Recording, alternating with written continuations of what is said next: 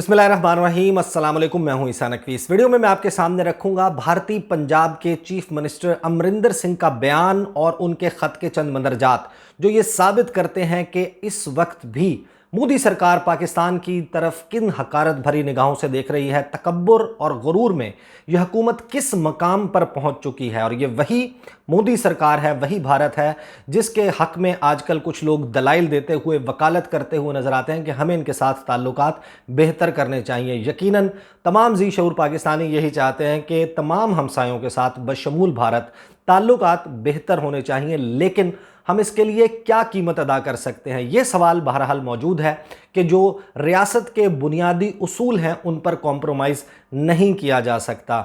यह मामला किस तरीके से आगे चलेगा उस भारत के साथ जिससे हम ये उम्मीद लगाकर बैठे हैं, और हर मर्तबा पाकिस्तान को किस तरीके से जवाब दिया जा रहा है, ये मैं आपके सामने रख दूंगा। और फिर मैं आपको वो एग्जाम्पल्स बताऊंगा कि ये जो माहौल बेहतर करने के लिए पाकिस्तान की तरफ से मुख्तलिफ मौके पर नरमी बरती गई है, वो नरमी किस तरीके से बरती गई। अगर रूटीन के हालात होते पाकिस्तान और भारत के, तो जो यूरेनियम पकड़े जाने वाला मामला था उस पर पाकिस्तान कैसे रिएक्ट कर सकता था, अब कैसे रिएक्ट किया। बहरहाल पहले ये स्टोरी डिस्कस कर लेते हैं, फिर मैं उस जाने आऊँगा।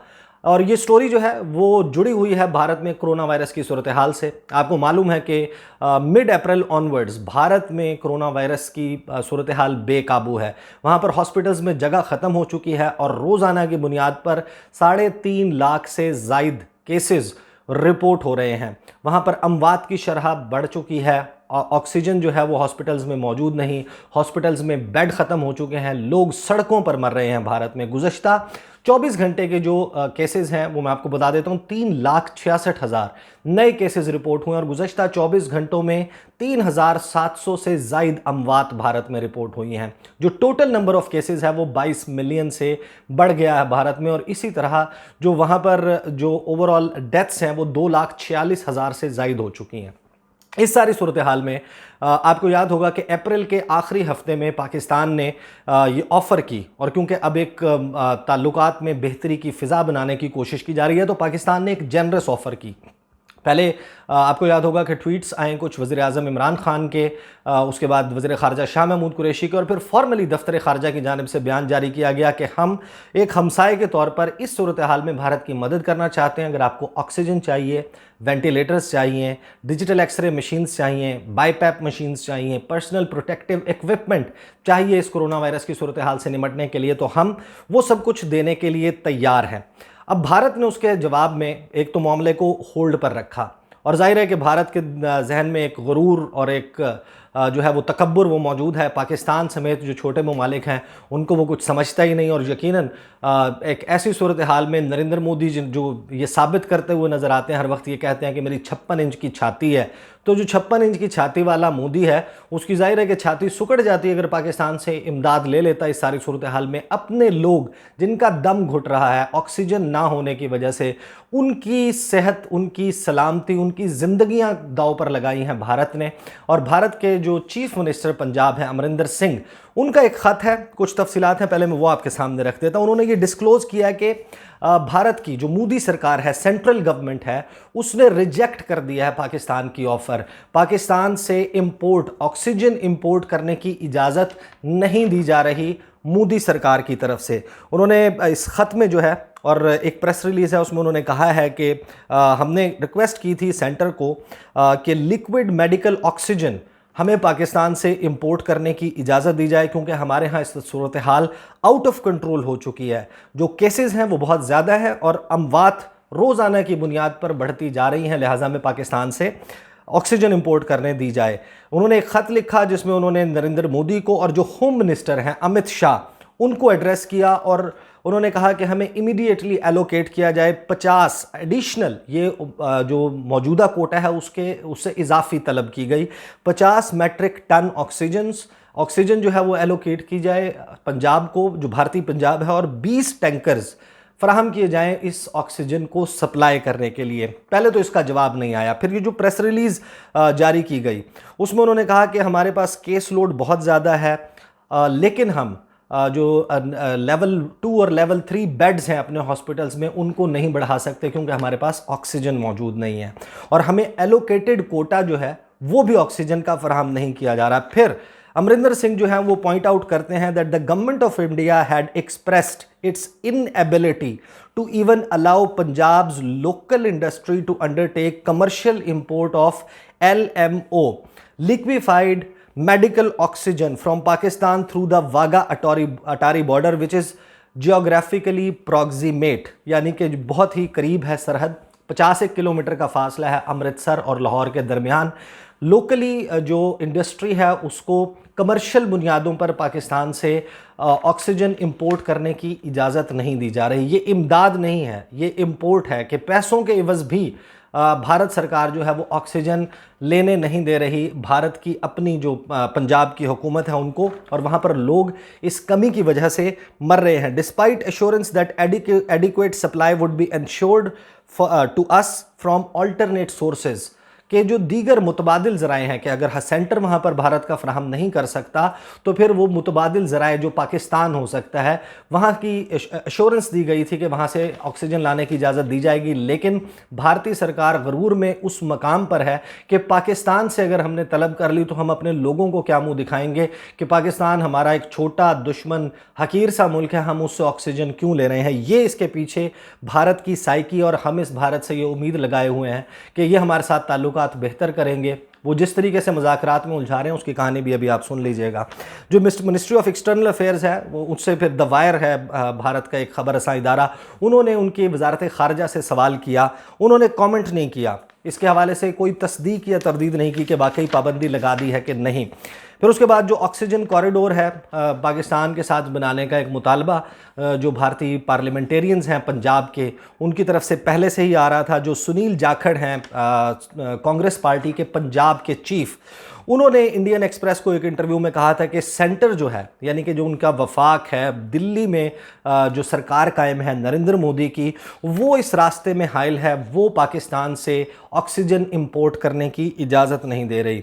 फिर उन्होंने कहा कि हम तो ये भी तैयार थे कि जो पंजाब है, पंजाब हुकूमत भारतीय साइड की, वो अपने बजट में से पैसे पे करेगी, अपने बजट से इसकी अदायगी करेगी। इसी तरह जो गुरजीत सिंह औजला हैं, ये अमृतसर के मेंबर हैं पार्लियामेंट के, इन्होंने नरेंद्र मोदी को एक ख़त लिखा था और कहा कि आप हमें जो है वो इस वक्त पानीपत से ऑक्सीजन जो है वो भिजवा रहे हैं जो 350 किलोमीटर दूर है अमृतसर से, जबकि लाहौर हमसे 50 किलोमीटर दूर है।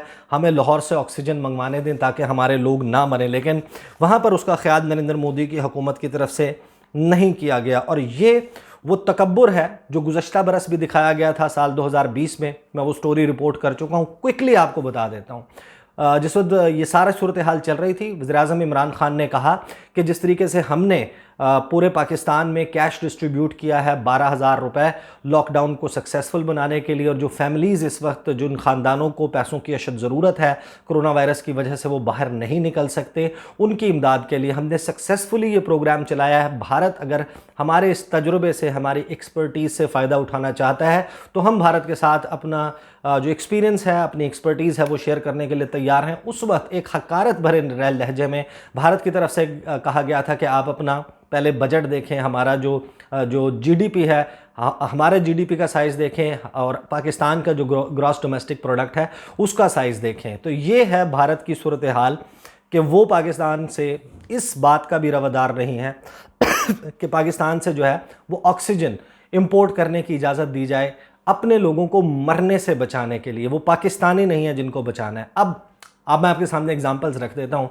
ज़ाहिर है कि पाकिस्तान की जानिब से एक सॉफ्टनिंग जो है वो एक नरमी लहजे में वो मौजूद है कि ताल्लुकात बेहतर हो जाएं, होने भी चाहिए। जो डिप्लोमेसी है, सफारतकारी, वो इसी तरीके से चलती है।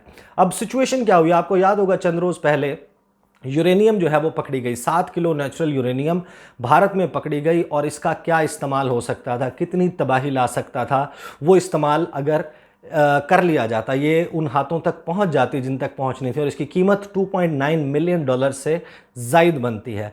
ये अब पकड़ी गई। अब भारत कौन सा मुल्क है जो पाकिस्तान के हवाले से पूरी दुनिया में एक केस बिल्ड करता हुआ नज़र आता है 1998 ऑनवर्ड्स, कि पाकिस्तान का जो न्यूक्लियर आर्सेनल है, एटमी असलहा है, वो नॉन स्टेट एक्टर्स के हाथ लग सकता है। पाकिस्तान एक बनाना रिपब्लिक है, यहाँ पर जो तालिबानाइजेशन है, यहाँ पर जो एक्सट्रीमिज़म है और जो ये जत्थे हैं, ये किसी भी वक्त पाकिस्तान के एटमी असलहे को अपने हाथ में लेंगे और पूरी दुनिया के ऊपर एटम बम चला देंगे, तो पाकिस्तान से बचें, पाकिस्तान की हुकूमत जो है उससे मजबूर किया जाए कि वो अपनी जो न्यूक्लियर आर्सेनल है उसकी सिक्योरिटी उसको कॉम्प्रोमाइज़ ना होने दे। बहुत ज़्यादा उसके हवाले से प्रोपेगेंडा किया जाता है। इसके हवाले से जिस वक्त ये नेचुरल यूरेनियम पकड़ी गई, दफ्तर खारजा हमारा दो तरीके से बयान जारी करता है। एक बयान होता है जो उनकी जानिब से खुद प्रेस रिलीज़ जारी की जाती है, और वो होता है कि जब हम पोजीशन ले रहे होते हैं। ये टेक्निकली समझने की बहुत ज़्यादा ज़रूरत है कि जिस वक्त एक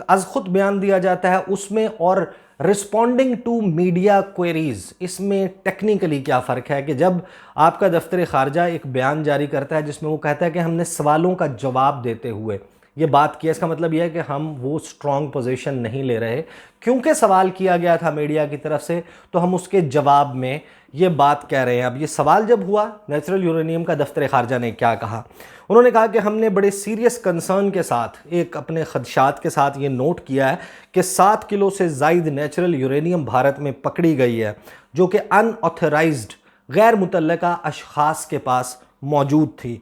सिक्योरिटी जो है न्यूक्लियर मटेरियल्स की वो टॉप प्रायोरिटी होनी चाहिए तमाम ममालिक की। इन्वेस्टिगेशन होनी चाहिए इस सारे मामले की कि इतनी बड़ी अमाउंट में, क्वांटिटी में, मिकदार में यूरेनियम किस तरीके से स्टेट कंट्रोल, रियासती अमलदारी से बाहर किसी के हाथ में आ गई, और जो गैप्स हैं उनको आइडेंटिफाई किया जाए इस सारे मामले में। यहाँ पर पाकिस्तान का बयान ख़त्म हो जाता है।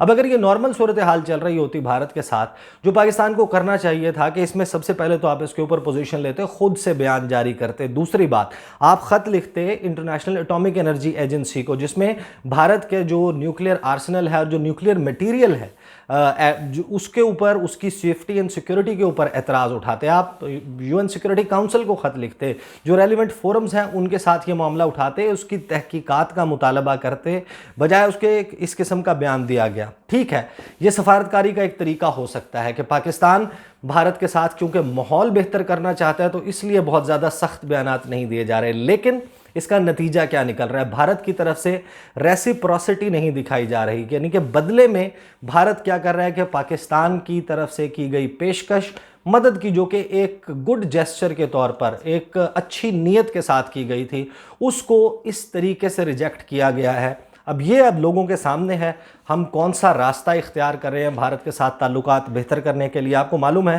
कि गुज़श्ता दिनों कुछ पाकिस्तान में, इधर इस्लामाबाद में सफारतकार हैं, उनसे मेरी बात हुई, और ओवरऑल वो जो गुफ्तगू कर रहे हैं कि भारत के साथ ताल्लुकात बेहतर होने चाहिए, लेकिन उसके लिए जल्दबाजी पाकिस्तान को नहीं दिखानी चाहिए, क्योंकि भारत इस वक्त उसकी मजबूरी है कि वो पाकिस्तान के साथ ताल्लुकात बेहतर करे। वो मैं एक्सप्लेन कर चुका हूँ शहर इक़्तिदार में एक वीडियो में कि वो क्या वजह है कि जिसकी वजह से भारत की ज़्यादा मजबूरी है कि पाकिस्तान के साथ ताल्लुकात बेहतर किए जाएँ, ना कि पाकिस्तान की मजबूरी। खैर, ये तफसीलात हैं। आज एक और बहुत ही ट्रिकी मामला है जो वज़ीर ख़ारजा शाह महमूद कुरैशी का आर्टिकल 370 को भारत का इंटरनल मैटर, अंदरूनी मामला करार देने की बात थी। उसके हवाले से दफ्तर ख़ारजा में एक अहम प्रेस ब्रीफिंग अब से थोड़ी देर के बाद होने जा रही है। मैं वहाँ पर मौजूद होऊंगा। वज़ीर ख़ारजा शाह महमूद कुरैशी इस सारे मामले को किस तरीके से एक्सप्लेन करते हैं, ज़रा कि मुझे एज अ डिप्लोमेटिक कॉरेस्पॉन्डेंट अंदाज़ा है कि ये सारा सिचुएशन, ये सारा मामला है क्या, लेकिन अब दफ्तर ख़ारजा और शाह महमूद कुरैशी इसके हवाले से क्या मौक़िफ़ लेते हैं, आज मैं कोशिश करूँगा कि दोपहर में ये वीडियो आपके सामने लाऊँ। और वज़ीर ख़ारजा शाह महमूद कुरैशी सऊदी अरब के साथ और जो मौजूदा पाकिस्तान को सफारती सतह पर चैलेंजेस दरपेश हैं, इसके हवाले से भी इस प्रेस कॉन्फ्रेंस में बात करेंगे टुवर्ड्स द एंड। हम सबको दुआ करनी चाहिए इस वक्त जो निहत्ते फ़लस्तीनी, उनको जिस तरीके से इसराइली फोर्सेस की तरफ से निशाना बनाया जा रहा है, बहुत ही डिस्टर्बिंग इमेजेस मौसूल हो रहे हैं। अल-अक्सा मॉस्क पाकिस्तान नहीं बल्कि पूरी मुस्लिम दुनिया के लिए, दुनिया भर के मुसलमानों के लिए तीसरी सबसे मुक़द्दस मकाम है मस्जिद अक्सा, और वहाँ पर जिस किस्म की सूरत हाल हो रही है उसकी भी तफसीलात कुछ आ रही हैं कि गुज़श्ता तकरीबन 24 घंटों में 21 मासूम फ़लस्तीनियों को शहीद कर दिया गया, जिसमें 9 बच्चे शामिल हैं। और इस सारी सूरत हाल में मुस्लिम दुनिया, अरब लीग ने तो एक अपना इमरजेंसी मीटिंग बुला ली थी, OIC क्या करने जा रहा है, और एक कलेक्टिव जो 57 ममालिक हैं ये क्या करेंगे, पाकिस्तान की तरफ से भी एक बयान सामने आया है। लेकिन ये आफ्टर ऑल एक लार्जर डिज़ाइन है।